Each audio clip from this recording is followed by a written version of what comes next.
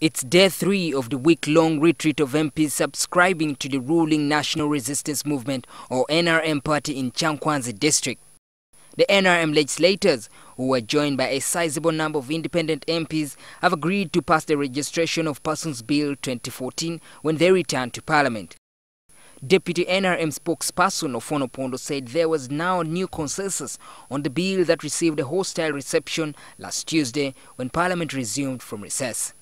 And at the end of it, the NRM caucus resolved to accept the bill as presented and go back to Kampala and pass the bill. The bill hit a snag last week when MPs from across the political divide, NRM and the opposition, rejected the majority report of the Committee on Defense and Internal Affairs, which considered the bill. One of the contentious issues was the question of an authority to oversee the registration of persons, yet there was the Citizenship and Immigration Control Directorate that is in charge of the national ID registration process. The new authority would require more than 190 billion shillings annually. The Citizens Immigration Board has a secretariat that has got branches up to parish level. But Ofono Pondo, who spoke to NTV on phone from Kyankwanzi, said the MPs had struck a middle ground on the issue of the new authority and the question of the national IDs. Even the bill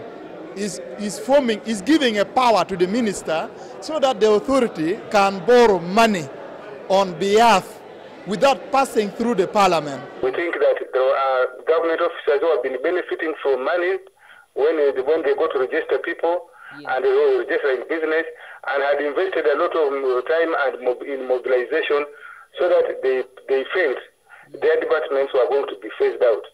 This was again also resolved. It was clarified that this authority is going to be similar to Uganda Revenue Authority, because initially every department, the finance department, had the customs. During debate on the Registration of Persons Bill, controversy also arose on the proposal that in a bid to cut costs, the Electoral Commission would update the voters' register using data collected during the national ID registration exercise. But MPs argued that this would compromise the independence of the Commission. They want to use this law to sound very clear, to rig the next election by saying that the data that was collected by security agencies shall be the one used to make a national voters register. The independence of the Electoral Commission or the judiciary does not mean that these institutions should not interface with each other to support a good work. Meanwhile, senior officials from Ethiopian People's Revolutionary Democratic Front, the ruling party, are set to address the caucus on party cohesion and democracy. Maurice Ochol, NTV.